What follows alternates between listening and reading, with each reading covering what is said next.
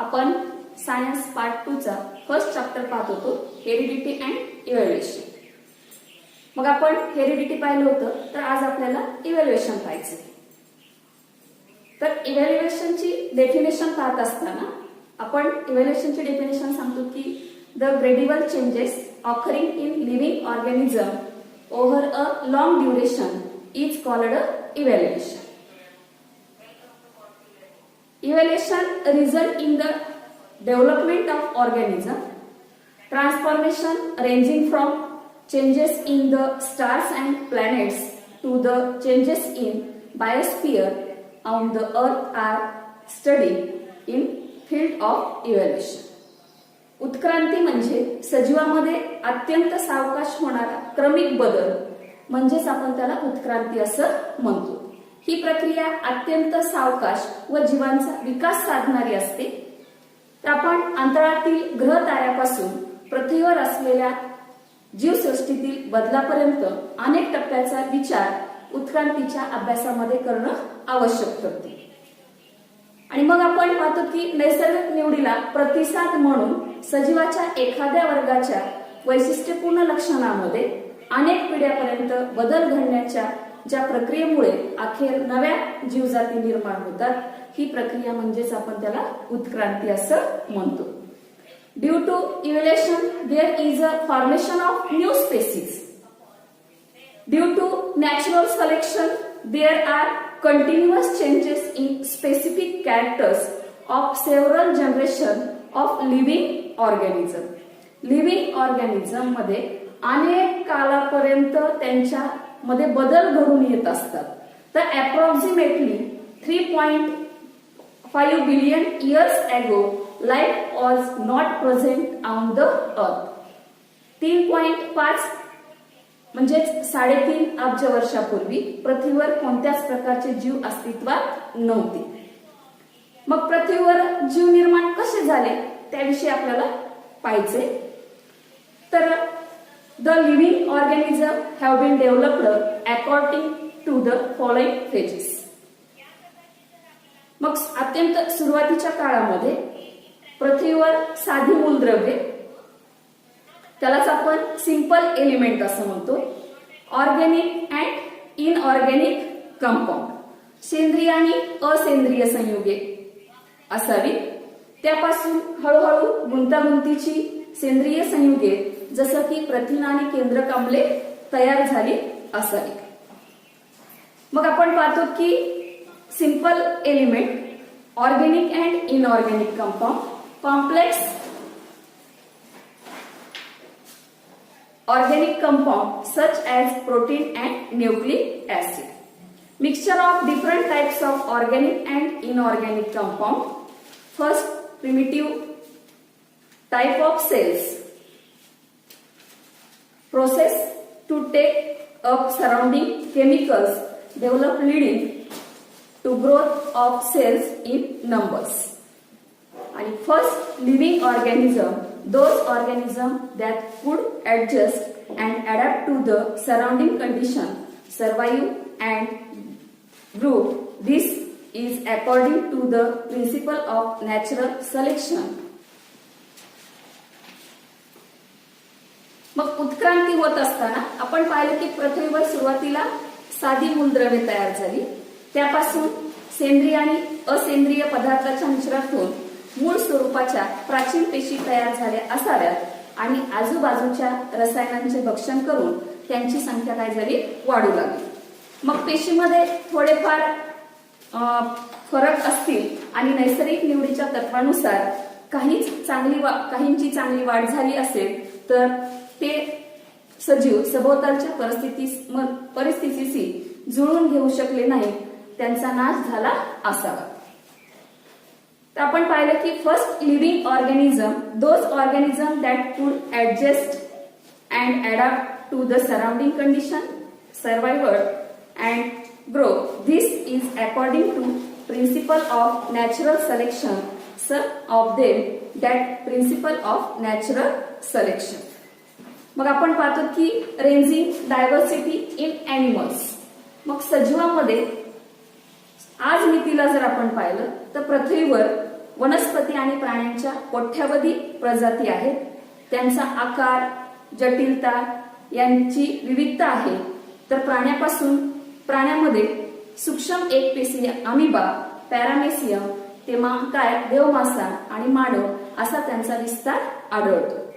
मग आपण from unicellular amoeba and paramecium to get whale and man, ranging diversity in plant मध्ये सुद्धा आपण पाहतो की विविधता पाहायला भेटते आपल्याला. From unicellular chlorella to the huge banyan trees, existence of life on अर्थ.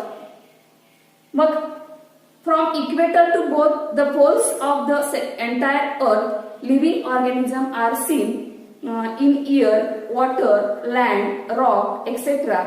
Theory of gradual development of living organism is accepted worldwide. मग सजीवाची उत्पत्ती कशी झाली हे पाहत असताना एकपेशीय अमिबापासून ते महाकाय देवमाशापर्यंत आणि वनस्पतीचं जर पाहिलं आपण तर एकपेशीय क्लोरेला ते महाकाय वडाच्या झाडापर्यंत अनेकविध वनस्पतीच्या जाती पृथ्वीवर आढळतात. आणि पृथ्वीवर सर्वच ठिकाणी विषुववृत्तापासून दोन्ही ध्रुवापर्यंत सजीवाचे अस्तित्व आढळते. म्हणजे सजीव आपल्याला हवा, पाणी, जमीन, खडक अशा सर्व ठिकाणी सजीव आहे. आणि अतिप्राचीन काळापासून मानवाला पृथ्वीवर जीवाचा उगम कसा झाला व त्यात एवढी विविधता कोठून आली असावी याबाबत उत्सुकता होतीच.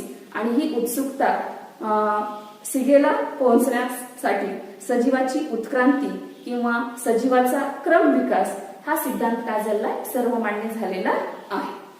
आणि मग आपण पाहतो की याच्यापासूनच पुढे थेअरी ऑफ इव्होल्युशन म्हणजे उत्क्रांतीचा सिद्धांत मांडण्यात आलेला आहे. मग उत्क्रांतीचा सिद्धांत मांडत असताना पहिला सुरू पृथ्वीवर जीव कुठं निर्माण झाला असावा ही मानवाला उत्सुकता होतीच. मग आपण पाहतो की first living material is the protoplasm which was found in the ocean. मग सिद्धांतानुसार पहिला सजीव पदार्थ जीवद्रव्य पृथ्वीवर समुद्रामध्ये तयार झाले असावे. मग काळाच्या ओघात हजारो वर्षानंतर यापासून एकपेशीय सजीवाची निर्मिती झाली आणि या एकपेशीय सजीवामध्ये क्रमाक्रमाने बदल होत गेले आणि त्यापासून अधिक मोठे आणि जटिल जीव पृथ्वीवर आपल्याला अस्तित्वात असलेले पाहायला मिळतात. This give rise to unicellular organism in gradual time over the span of approximately 3 crore years. Very gradual changes occurred in the unicellular organism which slowly evolved into larger and more complex life forms all round and multi-dimensional changes occur which result in evolution of different types of organism. मग आपण पाहिलं की हळूहळू क्रमाक्रमाने हे बदल होत राहिले आणि त्यांचा जर कालपट पाहिला आपण हा किती आहे 300 कोटी वर्षाचा आहे. आणि सजीवातील बदल आणि विकास हे सर्वव्यापी सर्व अंगाने होत गेले आणि यातूनच अनेक प्रकारच्या सजीव अस्तित्वात आले आणि यामुळं या सर्व प्रक्रियेला क्रमविकास अथवा उत्क्रांती म्हटले जाते. जी संघटनात्मक उत्क्रांती आहे. भिन्न रचना आणि कार्य असणाऱ्या पूर्वजापासून वनस्पती आणि प्राण्यांचा प्रागतिक विकास झाला आहे असं आपण म्हणू शकतो. The progressive development of plant and animal over a very large period of time is called organizational evolution. Development of living organism from the ancestors having different structural and functional organism is called evolution. तर आपण evidence of evolution काय पाहिजेत आपल्याला उत्क्रांतीचे पुरावे पाहिजेत. मग उत्क्रांतीचे पुरावे पाहत असताना सजीवामध्ये हे खरंच बदल झालेत का नाही हे आपण पडताळून पाहणार आहोत. तर उत्क्रांतीचे पुरावे पाहिजेत आपल्याला morphological, anatomical, vestigial organ, palaeontological evidence, connecting links and embryological. या 6 पॉइंटच्या आधारे आपण सजीवाची निर्मिती कशी झाली, टप्प्याटप्प्यानं होत गेली, याविषयी आपण पाहणार आहोत. तर evidence of evaluation. Evolution is an everlasting process of changes. The proof to support this process are called evidence of evolution, which are the following types.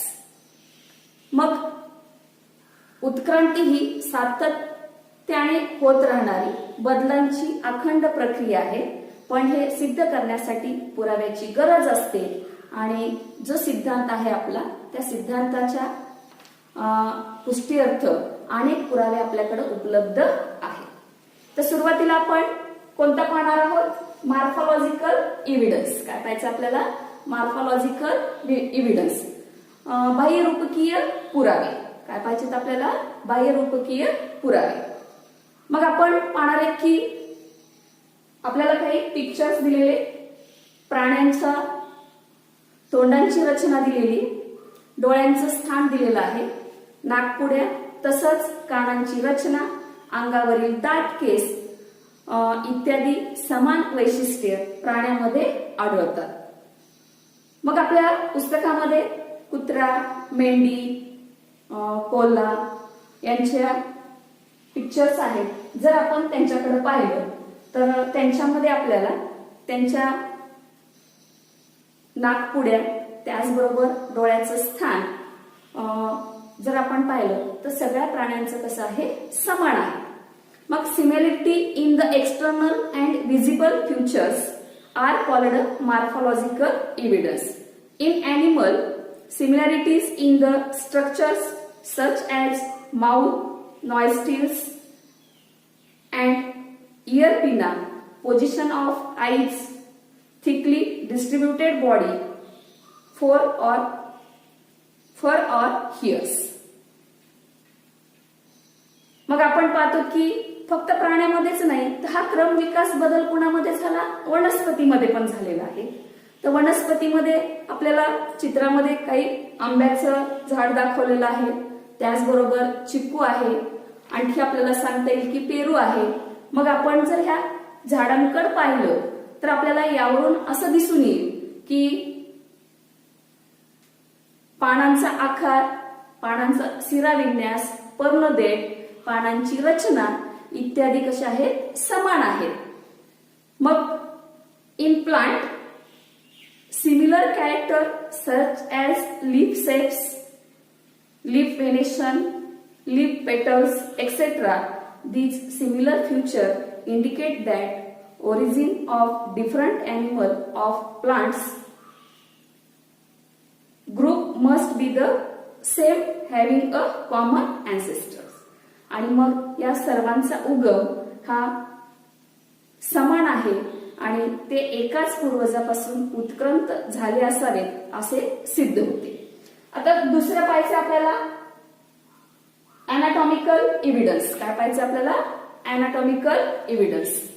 मग आपण पाहतो की अनाटॉमिकल एव्हिडन्स पाहत असताना human hand, foreleg of bull, flipper of whale and patagium of bat show difference in their features. तर these organs also have different uses. However, the structure of bones and joints in organ of each of those animals show similarity. मग शेजारील चित्राचं जर आपण काळजीपूर्वक निरीक्षण केलं तर मानवाचा हात, त्याचबरोबर मांजरीचा पाय, वटवाघळाचा चर्मपर, देवमाशाचा पर हे आपल्याला दाखवलेले आहेत. जर आपण वरवर पाहिलं तर या प्राण्यामध्ये या अवयवांचे प्रत्येकाला वेगवेगळे उपयोग आहेत, परंतु त्यांच्या हाडांची जर रचना पाहिली तर या रचनेमध्ये आपल्याला काय दिसते? साम्य दिसून येते. आणि हे साम्य त्यांच्या पूर्वज समान असावेत याकडे काय करतात? निर्देश करतात. मग आपल्याला पाहायचे की सजीवाच्या शरीरातील विविध अवयव कोणते असतात? मग आपण सजीव म्हणलं की बहुपेशीय सजीव आले, एकपेशीय सजीव आले. या प्रत्येक प्राण्यांच्या शरीरामध्ये अवयव असतात. तर हे अवयव आपल्या सगळ्यांना माहिती आहेत. ब्रेन आहे, त्याच्यानंतर हार्ट आहे, स्टमक आहे, इंटेस्टाईन आहेत, तर त्याचबरोबर लंग्स आहे, हे अवयव मानवाच्या शरीरामध्ये किंवा प्राण्यांच्या शरीरामध्ये असतात. मग आपण पाहतो की शरीरातील प्रत्येक अवयव त्यास उपयोगी पडतो का, तर हा प्रत्येक अवयव शरीरातील प्रत्येक अवयव प्राण्यांना उपयोगी पडतो. मग काय उपयोग असेल या अवयवांचा, तर आपण पाहतो की brain control and coordinates all whittle activities. मग आपला मेंदू काय करतो, आपल्या शरीराच्या सर्व कार्यावर नियंत्रण ठेवण्याचं कार्य करतो. त्याचबरोबर आपण जर पाहिलं की पुढचा कोणता असेल आपला अवयव की जो आपल्याला उपयोगी पडतो, तर आपण पाहतो की heart is responsible for the circulation of blood. Heart मार्फत हृदयामार्फत शरीराच्या सर्व भागापर्यंत रक्ताचा पुरवठा केला जातो. लंग्सचं काय कार्य असेल, तर परफॉर्म रेस्पायरेशन. काय केलं जाते, परफॉर्म रेस्पायरेशन म्हणजे श्वसनाची क्रिया ही आपल्या फुफ्फुसामार्फत पार पाडली जाते. Kidney filter out nitrogenous waste product only few organ waste product. फक्त आपलं किडनी काय करते, रक्त गाळण्याची प्रक्रिया करते आणि ही प्रक्रिया करत असताना रक्तामध्ये असणारे नायट्रोजिनियस जे पदार्थ असतात ते वेगळे करण्याचं कार्य किडनी करत असते. मग आपल्याला आणखी सांगता येईल की हे सगळेच अवयव उपयोगी पडतात असं नाही. Appendix not use in human beings. मानवाच्या शरीरामध्ये अपेंडिक्स नावाचा जो पार्ट आहे तो आपल्याला उपयोगी पडत नाही, परंतु काही अॅनिमल जे असतात त्यांच्यामध्ये मात्र याचा यूज असतो. म्हणजे काही ऑर्गन कसे आहेत आपले युजफुल आहेत तर काही युजलेस आहेत. तर आपण सेकंड पाहणार आहोत वेस्टिगल ऑर्गन. काय पाहायचं आपल्याला, वेस्टिगल ऑर्गन. त्यांनाच आपण अवशेषांगी असं म्हणतो. Degenerate or underdevelop useless organ of organism are called as vestigial organ. सजीवामध्ये ऱ्हास पावलेल्या किंवा अपूर्ण वाढ झालेल्या निरुपयोगी इंद्रियांना अथवा अंगांना अवशेषांगी असं म्हणतात. मग in living organism sudden development of new tissues or organ for living in changing environment is not possible. Instead, existing organs undergo gradual changes. Mostly a specific structure in the body is useful under certain situation. मग आपण पाहतो की बदलणाऱ्या किंवा भिन्न पर्यावरणातील जगण्यासाठी सजीवामध्ये अचानक नवी ऊती, अंगे किंवा इंद्रिय उत्पन्न होऊ शकत नाही, तर अस्तित्वात असलेल्या इंद्रियांचा क्रमाक्रमाने बदल घडून येतात आणि बहुतांश एका विशिष्ट परिस्थितीमध्ये शरीरातील एखादी रचना उपयुक्त असते, परंतु भिन्न परिस्थितीमध्ये ती निरुपयोगी किंवा हानिकारक ठरते. तर अशा परिस्थितीत नैसर्गिक निवडीच्या प्रक्रियेने अशी इंद्रिय काय होतात, नाहीसे होण्याच्या मार्गाला लागतात आणि एखादे निरुपयोगी इंद्रिय नाहीसे होण्यासाठी हजारो वर्ष लागतात. आपण पाहतो की different situation may become useless or even harmful. Such structure being of years for a structure to disappear. Such organs are seen in different phases of disappearance in different animal. Such organs through non-functional in certain organism, it may be functional in other organism. That is, it is not vestigial in other organism. मग या नाहीशा होत जाणाऱ्या इंद्रियांच्या वेगवेगळ्या अवस्था निरनिराळ्या प्राण्यांच्या शरीरामध्ये आपल्याला दिसतात. एखाद्या सजीवातील असा अवयव त्या सजीवात जरी काही कार्य करत नसला तरी दुसऱ्या सजीवामध्ये मात्र तो अवयव कार्य करत असतो. म्हणजे सजीवासाठी ते अवशेषांगी नसते. तर त्याचे एक एक्झाम्पल पाहणार आहोत. तर आत्रपुछ, त्यालाच आपण अपेंडिक्स असं म्हणतो. Appendix which is useless to human is useful and fully functional organ in ruminant म्हणजे जर मानवामध्ये हा निरुपयोगी असला तरी मात्र रवंथ करणाऱ्या प्राण्यामध्ये मात्र तो कसा असतो, उपयोगी असतो. मग आपण आणखी सेकंड एक्झाम्पल पाहता येईल आपल्याला. सिमिलरली मसल्स ऑफ इयर पिना which are useless to human are useful in monkey for movement of ear pinna. मग आपण पाहतो की कानाचे स्नायू आपल्या मानवाच्या शरीरामध्ये जरी उपयुक्त नसले तरी मात्र माकडांना कान हलवण्यासाठी ते त्यांच्या शरीरामध्ये कसे असतात, उपयुक्त असतात. असेच आपण पाहतो की various vestigial organ like tailbone, wisdom teeth and body hair are present in body of human beings. फक्त आपण 3 एक्झाम्पल पाहिले, परंतु आपल्या शरीरामध्ये असे काही अवयव आहेत की ते अस्तित्वात आहेत परंतु त्याचा आपण उपयोग करू शकत नाही. टेलबोन, त्याला आपण माकड हाड असं म्हणतो. मग माकडाला शेपूट हलवण्यासाठी जेवढे अवयव त्यांच्या शरीरामध्ये आवश्यक असतात तेवढेच अवयव आता सुद्धा आपल्या शरीरामध्ये अस्तित्वात आहेत. त्याचबरोबर अक्कलदाढ, विजडम टीथ, अन्न चावण्यासाठी त्याचा उपयोग होत नाही तरी पण ते आपल्या जबड्यामध्ये अस्तित्वात असतात. त्याचबरोबर आणखी सांगता येईल की केस, अंगावरील केस, तर हे आहेत आपले वेस्टिगल ऑर्गन. पॅलेंटोलॉजिकल इव्हिडन्स, पुढचं पाहायचं आपल्याला 4 नंबरचा पॅलेंटोलॉजिकल इव्हिडन्स. पुराजीव विषयक पुरावे. मग जे आपण पाहतो की जे फॉसिल्स असतात आपल्याकडं, जीवाश्म जे असतात त्यावरून आपण हे पुरावे पाहणार आहोत. त्यांना आपण पॅलेंटोलॉजिकल इव्हिडन्स म्हणजेच पुराजीव विषयक पुरावे किंवा त्यांना आपण जीवाश्म विज्ञान असंही म्हणतो. मग आपल्याला असा प्रश्न पडतो की कोट्यावधी वर्षापूर्वी कोणते जीव अस्तित्वात होते ते आता आपल्याला सांगता येईल का? यांचं रहस्य कुठं दडलेलं आहे? पृथ्वीच्या भूगर्भामध्ये दडलेलं आहे. आणि हे जीव नष्ट कसे झाले असे आपल्याला अनेक प्रकारचे प्रश्न आपल्या मनामध्ये पडत असतात. तर आपण पाहतो की this secret has been hidden in the earth. Larger number of organisms get buried due to disaster like flood, earthquake, volcano, etc. मग आपण हे नष्ट कसे झाले असावे, त्यांचं खरंच पृथ्वीच्या उदरामध्ये ते दडलेले आहेत का?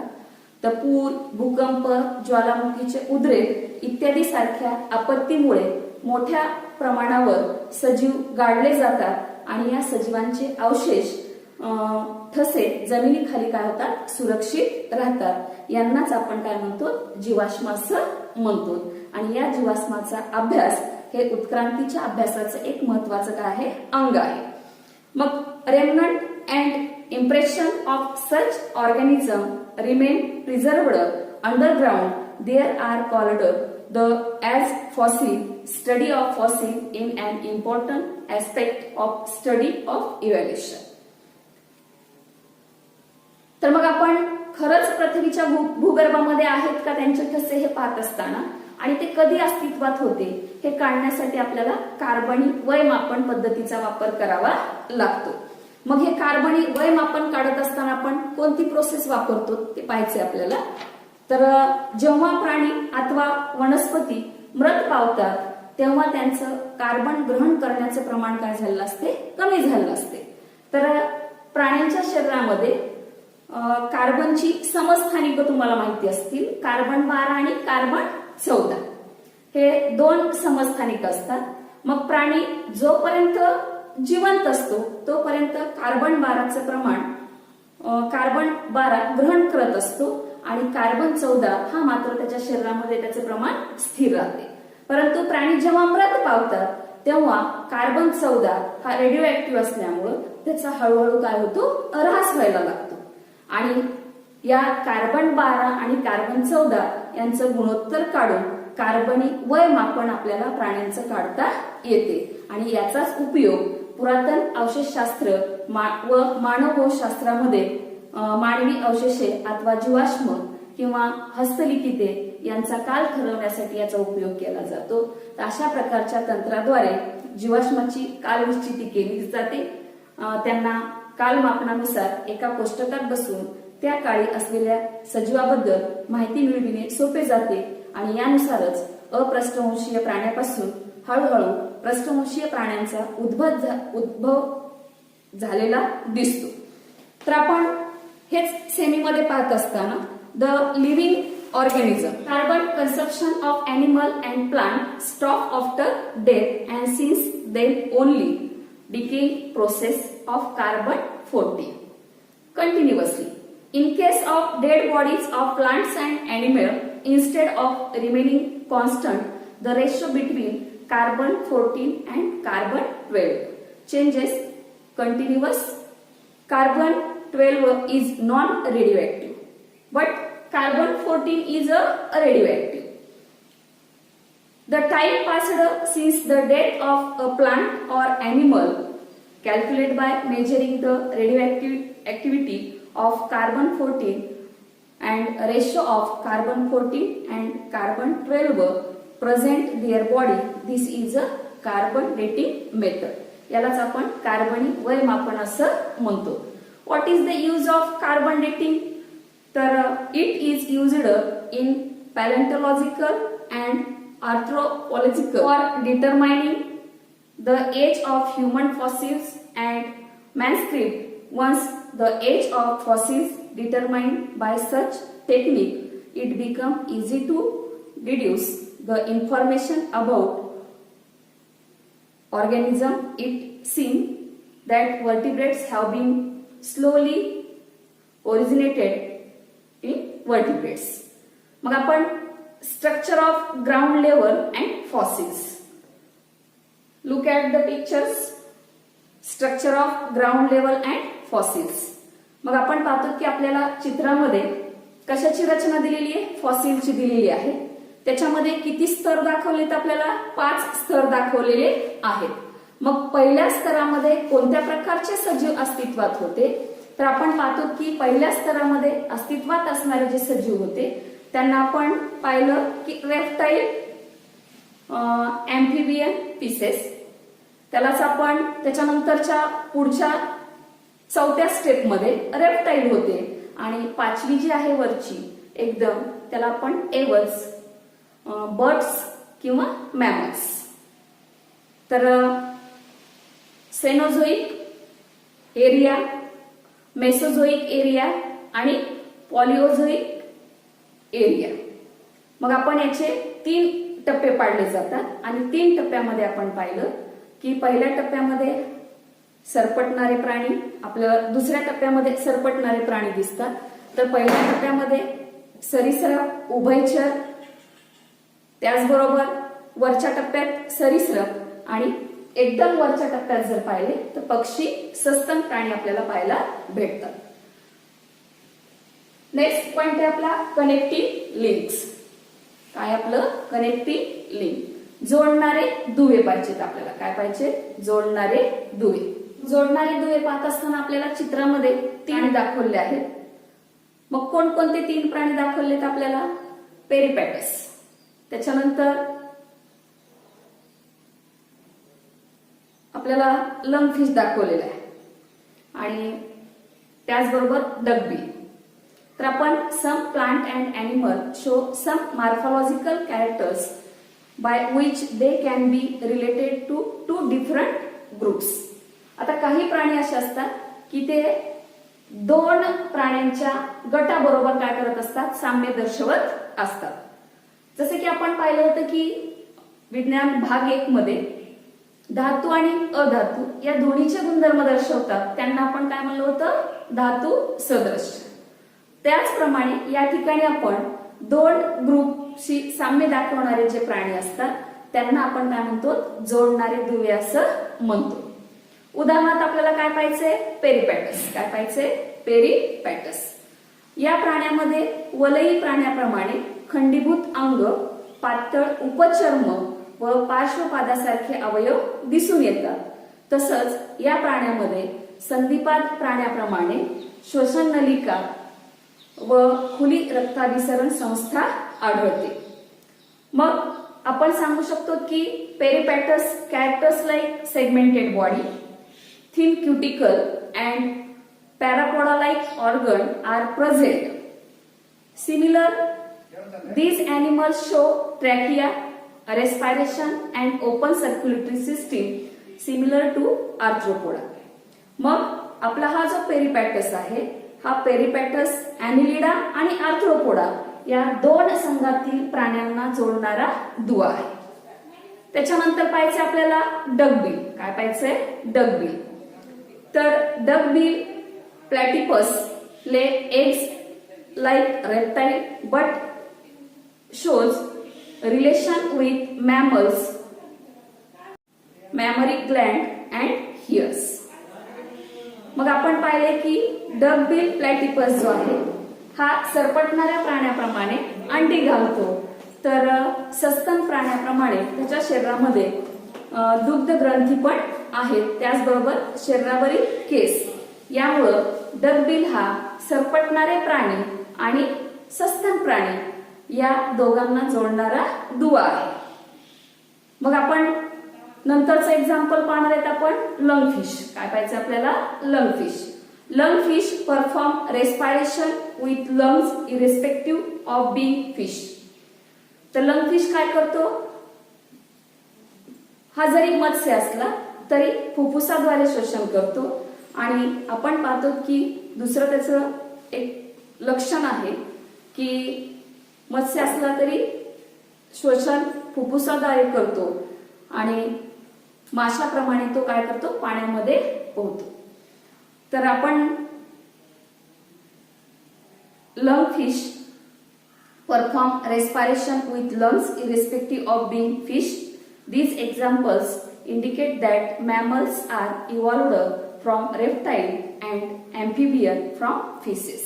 आणि यावरून आपल्याला असं सांगता येईल की सस्तन प्राणी हे सरीसृप प्राण्यापासून तर उभयचर हे मत्स्यापासून उत्क्रांत झाले असावेत असं आपल्या लक्षात येते. लास्ट पॉइंट पाहायचं आपल्याला एम्ब्रिओलॉजिकल इव्हिडन्स. काय पाहिजे आपल्याला? एम्ब्रिओलॉजिकल इव्हिडन्स.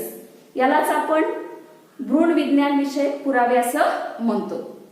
मग आपण पाहणार आहेत की आपल्या भ्रूणांच्या आकृत्या दिलेल्या आहेत.